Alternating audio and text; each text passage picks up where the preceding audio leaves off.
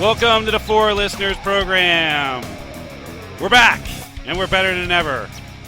On the mics, we have my man, your man, the Z-Man. What's up, Zeth? Pants on the ground, pants on the ground. Looking like a fool with your pants on the ground. The gold in your mouth, hat turned sideways, pants hit the ground. Call yourself a cool cat, looking like a fool, walking downtown with the pants on the ground. Nice. And on the other mic, hopefully with his pants not on the ground, we have the illustrious Corey G. What is up, sir? They're just around my ankles, and I'm 2 bottles deep in a beer, so... There you go. There you go. You know what's going on. Yeah, I hear you. What up, everybody? I'm Spear. We're back after a long hiatus as we went on a journey of self-discovery in search of something that must be done. We're finally back. As we sit here right now, it's late January, and across the country, nay, around the world, New Year's resolutions, those best-laid promises and plans for people to better themselves in the new year, are slowly falling apart. Why are they slowly falling apart? Because they don't mean a goddamn thing. They don't. Something must be done about New Year's resolutions. Because right about now, here's what happens. Here's what happens at the beginning of the year. People start making promises to themselves. I'm going to lose weight. I'm going to quit smoking. I'm going to quit beating my wife. And it almost never works out. You still keep beating on your wife. That's what you do. And on January 2nd, across the country, gyms are filled with fatties.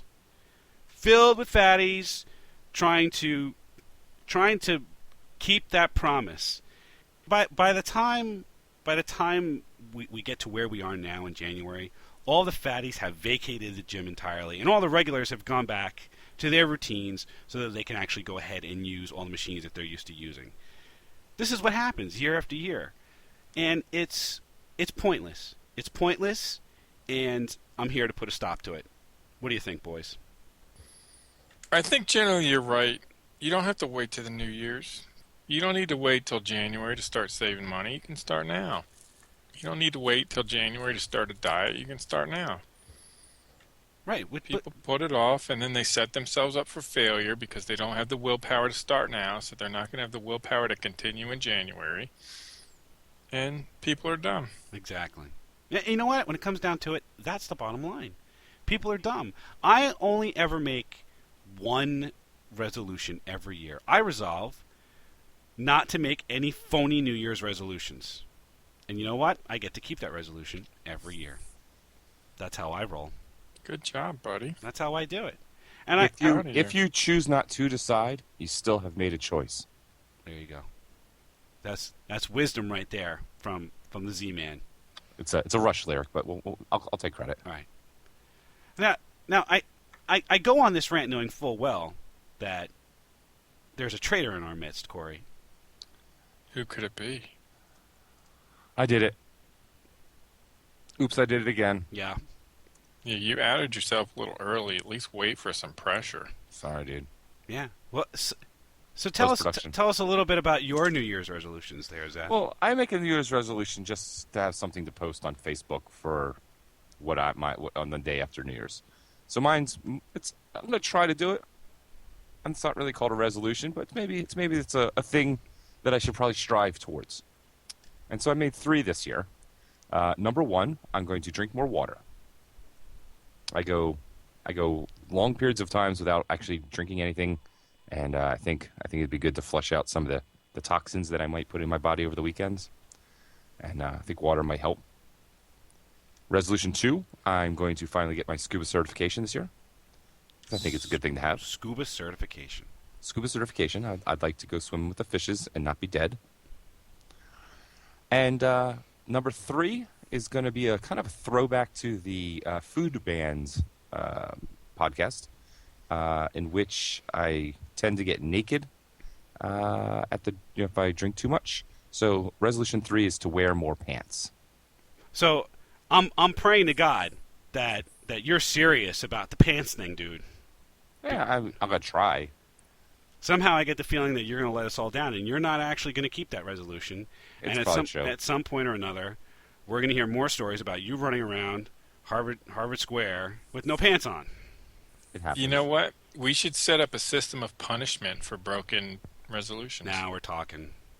Would that not be great? Now we're talking. Yeah. I'll start with gym memberships. So I say we start going to the gyms and saying, when you see this fatty walk in the door on January 2nd, you ask them whether or not they're coming in the door because they made a New Year's resolution for themselves. If so, if the answer is yes, then you hand them a different contract that has financial penalties for you not showing up after week 3 because you've decided that, well, you know what, maybe going to the gym wasn't for me. It wasn't for you when you started. It's certainly not going to be for you after you've made this fancy New Year's resolution, right? Fuck your mom. Genuine financial disincentive. That's what I'm talking about. What do we do for the people who want to try to quit smoking, right? Because then it's the guys who want to try to quit smoking, who end up getting like they're wearing 4 patches on their arms. They have like an entire pack of Nicorette gum in their mouth all at one time. And then by February, they're buying cigarettes by the carton again. What do we do with those guys? Put them in jail. That's it. That's what we do. We create a New Year's resolution jail. Where if we find somebody who broke their New Year's resolution within the first 3 weeks, we send them to that jail for the rest of the duration of the year. And if they wanted to lose weight, now you're going to like a fat farm, and you're going to lose that weight. And that crazy bitch from the fucking Biggest Loser show, she's the one that's putting you through the motions, getting you to lose the weight. If you wanted to quit smoking and you couldn't handle it, then we send you to the New Year's resolution jail, where it's no smoking at all. No smoking. Yeah, that'll get you. No smoking, no Nicorette gum, no patch, no nothing. Live with it. I prefer the stocks. Well, we'll have those too. Right? Why choose? Man, I would love that idea so much. Which, the jail or the stocks? No, just kicking people in the nuts while they're in the stocks. The stocks, yeah. So, fine, we send them to the stocks. And then you'll just have a line of stocks with fatties and angry people who are going through nicotine withdrawal. Yeah, there you go. So, while we're on the topic of New Year's resolutions, I'd like to bring back something that we had a few shows ago. The For Listeners House of Celebrity Consulting. This is for those of you who haven't heard us do this. We've had this as, I guess this now becomes a recurring bit. This is now the 3rd time we're doing this, but here on the For Listeners program, we like to reach out to celebrities and give them a little advice. Well, no, that's not entirely correct. We'd like to reach out to celebrities to get them to pay us to give them advice. Well, right now we're kind of doing a pro bono as we build up a practice. Eventually, we'd like to... Okay, fair enough. But the key is I want money from stupid celebrities. Indeed. And I think we have an opportunity here to reach out to celebrities. If you're going to make a resolution, here are a few things that you guys need to start working on. And I'm going to start with Brett Favre. Brett, retire. Make a resolution. Say, I, Brett Favre, resolve to retire for once and for all from professional football. Go home and vanish for... And eat my balls. And yeah. So go home, vanish, eat Corey's balls, and don't come back for quite a while. I fully support you in that. Thank you, sir. More people that need to go away. More people that need to go away. The following people should resolve to go away and to not come back. First up, Kate Gosselin. We've already talked about her. I've already given this advice to Kate once before, but Kate, make a resolution to go away and just shut up. She could do porn and then go away. While we're on the topic, Octomom just released some fetish pictures she just put out. Yes. Did you guys see those? Yes, I did. Where she's spanking a baby. Yes. in a black latex suit. That's just spooky because it's creepy. The reason you're in the public eye is because you have 8 kids. Irresponsibly. She has more than that. She's got 14. 14. Yeah, go away, Octomom. Another one on this list that needs to make a resolution to go away, and this is the top one on my list, frankly. Sarah Palin. Go away. Oh my God, she is so stupid. Go away, Sarah Palin. Go away. Take your Alaska show off the air and go. Just Eat go. my balls. I have one more, and it's not a celebrity resolution per se. This is not for celebrities. This is for the living and working people of the city of Philadelphia. The city of Philadelphia and its citizens need to collectively resolve to realize that Rocky Balboa is not real. He's not real, folks. I go to the Eagles games as a Giants fan, okay? So temper this and take the pinch of salt wherever you want to take it, okay? But this much is true. At the beginning of every game, they play a montage of Rocky running through the streets of Philadelphia, and the montage is going to the Rocky theme. And every time they see Rocky running along the river, the whole stadium goes fucking insane. And he's not real. He's not real. Philadelphia's favorite son is a fictional character. Well, you know why? That's because he's the best thing that Philadelphia's ever had. How? Boys to Men, Will Smith. Boys to Men, Will Smith, and Rocky Balboa. That, my friends, is fucking sad. They have the Rocky statue sitting in front of the art museum. It used to be down by the Spectrum. Now it's up by the art museum. It's like you have the Rocky statue sitting out in front of a building that houses some of the world's great works of art. It's like putting the hood ornament for a 72 Chevy Impala on a Rolls Royce. It's wrong. It's wrong. He's not real, folks. For you Philadelphia natives, please do me a favor and resolve to realize that he's not real. You know what the best part? You know what the best part was? How many years ago did the Link open up? Lincoln Financial Field opened up what? Maybe 6 years ago now? 7 years ago? However many years ago it was. I think maybe. How many? When did they go to the Super Bowl? I don't know. Too long ago for me to remember. But that year, the year they opened it up, they had Sylvester Stallone come and sit in the eagle's nest. I remember that. Right? Sylvester Stallone, not Rocky Balboa. Sylvester Stallone, the actor who plays Rocky Balboa. Can I make an unfortunate decree here? Yeah. That I actually thought it still was Sylvester Stallone that came every game, because they still have a guy up in the crow's nest that comes in every time they do the montage. What? There's still a physical person that runs through.